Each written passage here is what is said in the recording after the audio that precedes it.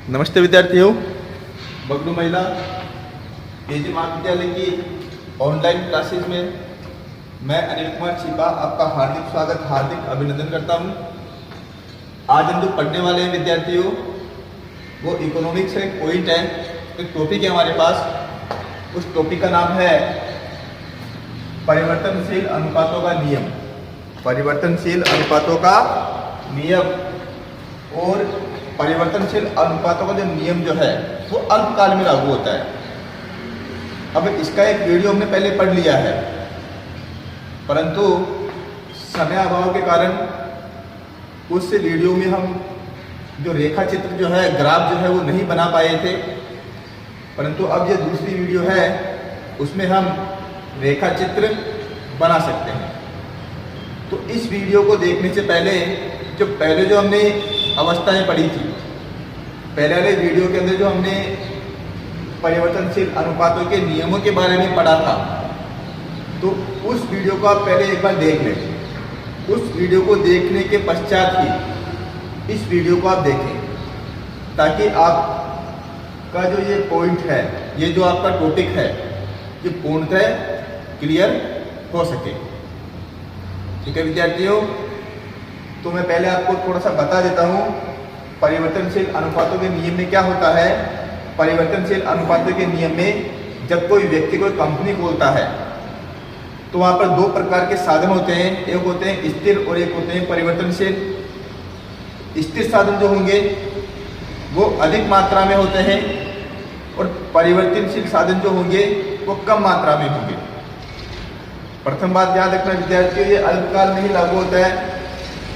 तो यहाँ पर स्थिर साधन अधिक होंगे, परिवर्तनशील साधन जो होंगे वो कम होंगे। अगर परिवर्तनशील साधन कम है तो हम अल्पकाल में उन परिवर्तनशील साधनों को परिवर्तित करके, अर्थात उनको घटाकर या बढ़ाकर या उनमें कुछ चेंज करके हम अपने उत्पादन को बढ़ा सकते हैं। परंतु एक बात आप विशेष रूप से ध्यान रखना कि केवल परिवर्तनशील संसाधनों में ही हम परिवर्तन कर सकते हैं। स्थिर जो हमारे संसाधन हैं उनको हम परिवर्तित नहीं कर सकते। क्यों नहीं कर सकते?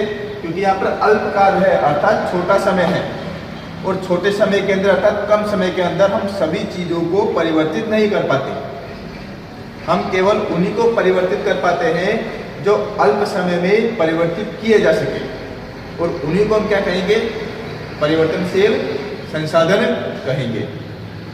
तो ऐसी अवस्थाओं के अंदर परिवर्तनशील अनुपातों का जो नियम है, इनकी तीन अवस्थाएं होती है। एक होती है वर्तमान अवस्था, जिसे हम प्रथम अवस्था कहते हैं। एक होती है हमारे पास द्वितीय अवस्था, जो है हमारी ये रही प्रथम अवस्था, द्वितीय अवस्था और तृतीय अवस्था। इस प्रकार से तीन अवस्थाएं हमारे पास होगी।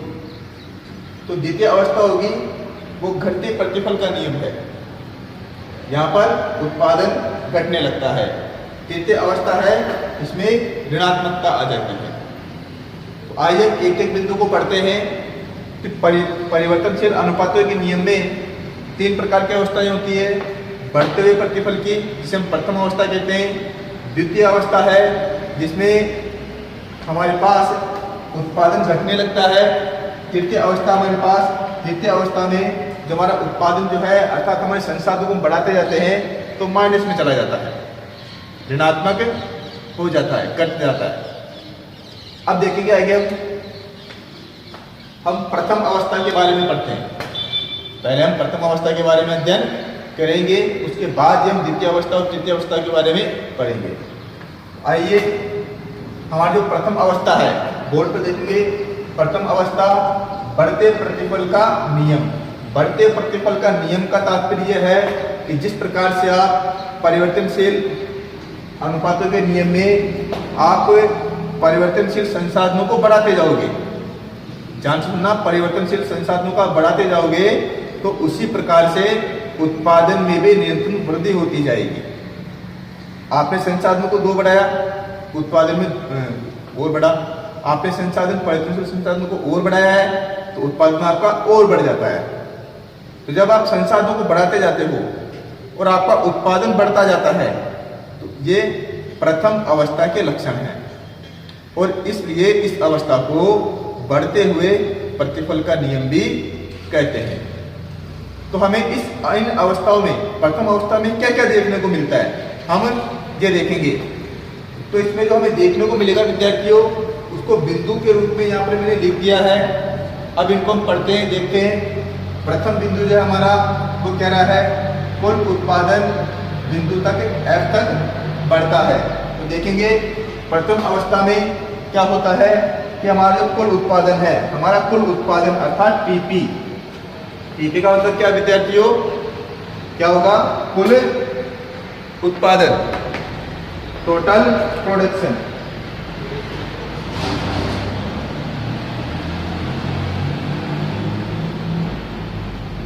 ठीक है, तो प्रथम अवस्था में हमारा जो कुल उत्पादन जो होगा वो F बिंदु, यहाँ पर F बिंदु दिखाई दे रहा है विद्यार्थियों, इस F बिंदु तक बढ़ेगा। हमारा कुल उत्पादन जो होगा, ये कुल उत्पादन जो है, इस कुल उत्पादन की रेखा हमारे पास जो टीपी लिखा हुआ है, ये हमारा कुल उत्पादन F बिंदु तक क्या हो जाएगा विद्यार्थियों, बढ़ेगा। ठीक है, क्योंकि हम संसाधनों को बढ़ा रहे हैं तो उत्पादन तो हमारा बढ़ने वाला है, लेकिन F बिंदु तक तो बहुत अधिक मात्रा में बढ़ेगा, अर्थात एक तीर की तरह बढ़ेगा यूं। ठीक है, दूसरा में बोल रहा है विद्यार्थियों कि F बिंदु तक MP बढ़ता है। ठीक है, अब देखेंगे जो F बिंदु तक जो है हमारा क्या बढ़ता है विद्यार्थियों, MP। MP का हम आप ये रहा विद्यार्थियों हमारा MP। MP का मतलब क्या होता है,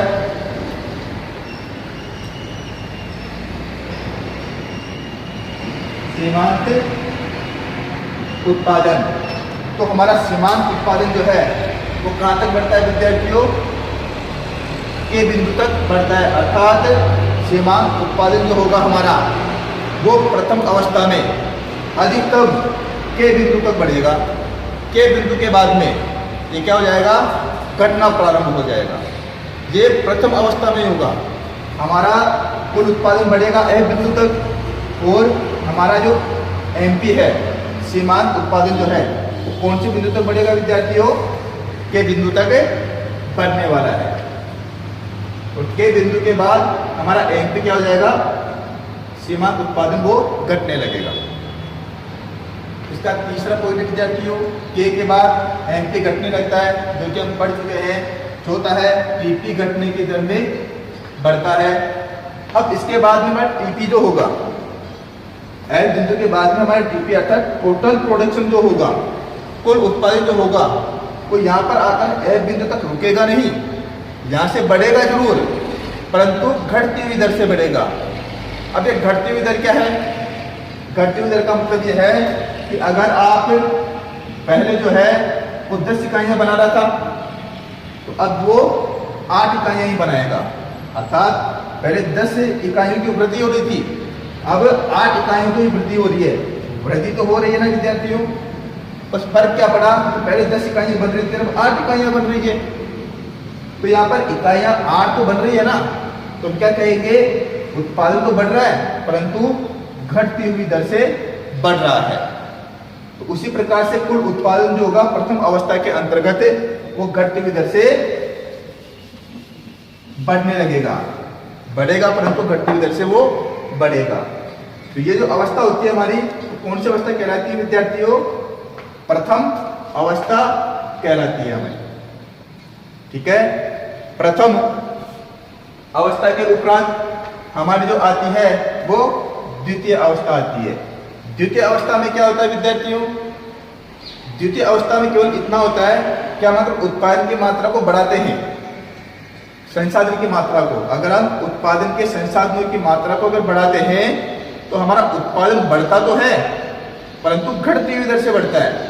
प्रथम अवस्था में तो सब कुछ बढ़ रहा था, दिक्कत ही नहीं थी, परंतु द्वितीय अवस्था में क्या होगा, कुल उत्पादन तो बढ़ेगा, अर्थात कुल उत्पादन के लिए 10 इकाइयाँ हो रही थी तो अब 8 इकाइयों का होगा। उत्पादन तो बढ़ेगा परंतु घटती हुई दर से बढ़ेगा।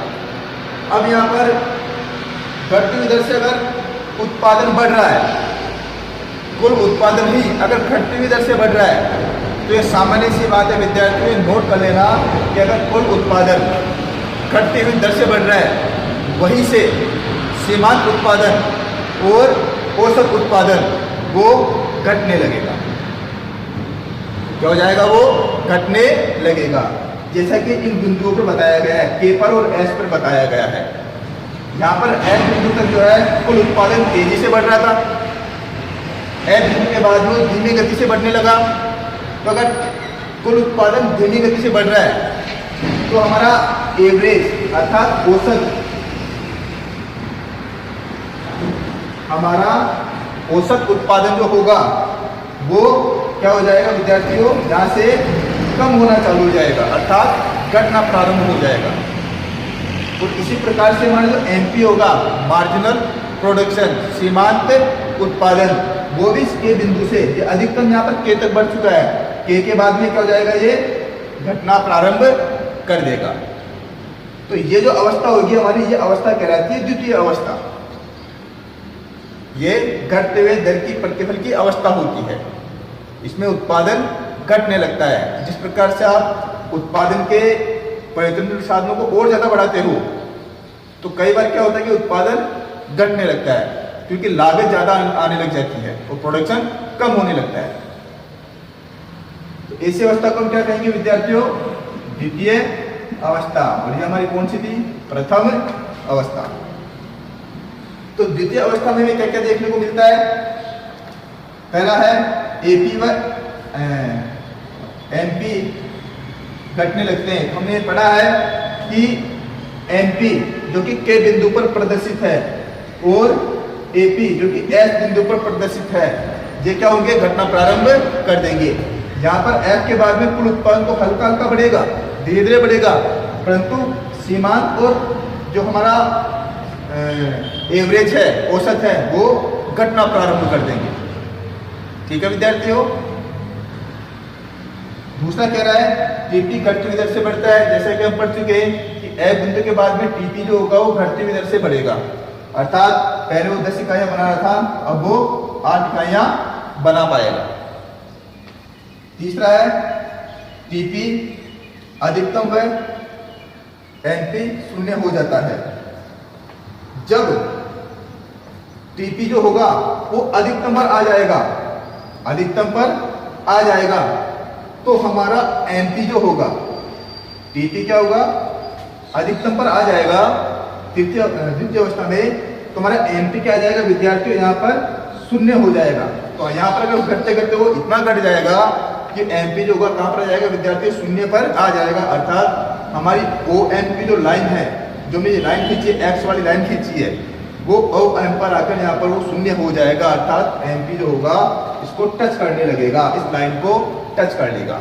तो टच करने का मतलब है, इस लाइन को छूने का मतलब है कि हमारा एमपी जो होगा वो क्या हो गया है? यहाँ पर शून्य हो गया है। तो ये अवस्था द्वितीय अवस्था में शून्य हो जाएगा ये। अब हमारी अवस्था आती है तृतीय अवस्था।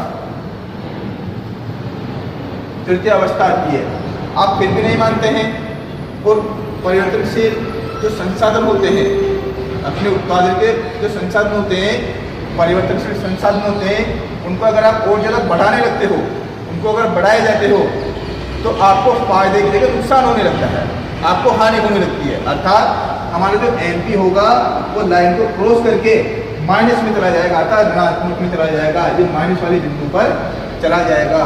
क्योंकि एम जो यहाँ लाइन तक था तब तो शून्य था, अब ये शून्य से भी नीचे चला गया है। अब ये शून्य से नीचे जा रहा है, इसका तात्पर्य क्या हुआ? इसका तात्पर्य हुआ कि ये माइनस में चला गया है, ऋणात्मक हो गया है।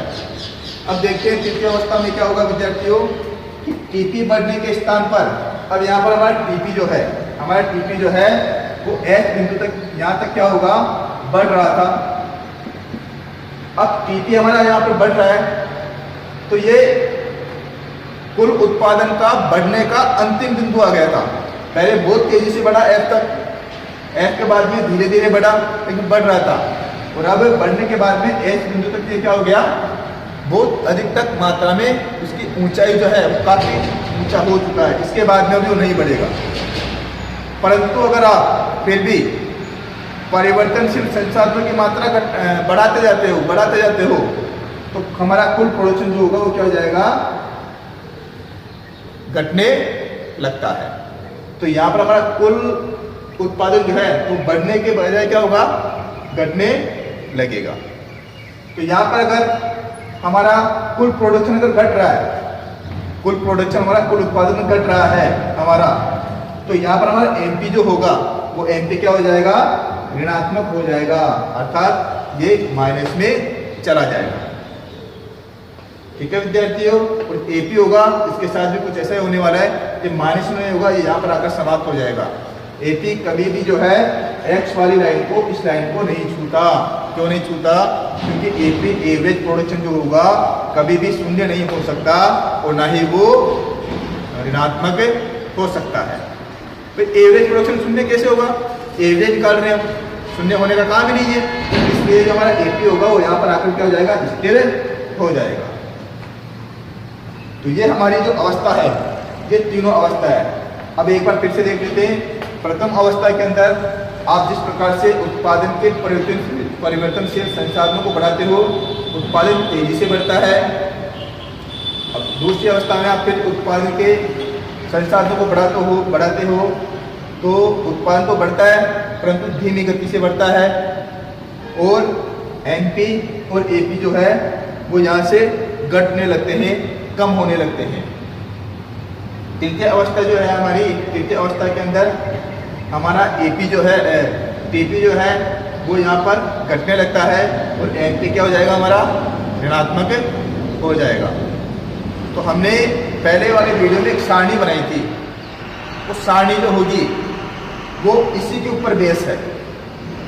तो एक बार आप पहले वीडियो देखें, इसकी सारणी को समझें, उसके बाद में ग्राफ जो रेखा चित्र है इसका अध्ययन करेंगे, तो आपको ये सारा मैटर जो है समझ में आ जाएगा।